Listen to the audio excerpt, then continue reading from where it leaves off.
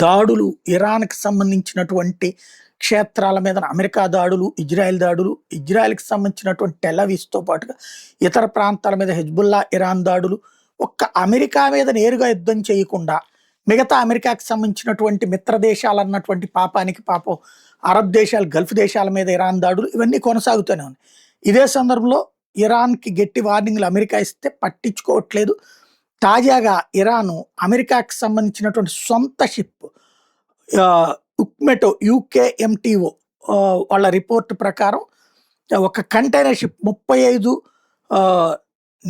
ఏదైతే 35 నాటికల్ మైళ్ళు జబేల్ అలీ ప్రాంతానికి సంబంధించి, అంటే దుబాయ్కి, యుఏఈకి దగ్గరలో జబేల్ అలీకి 35 నాటికల్ మైళ్ళ దూరంలో ఉన్నటువంటి ప్రదేశంలో ఉన్నటువంటి అమెరికన్ షిప్ని స్ట్రక్ చేసి పడేసింది ఇరాన్, దాడి చేసింది.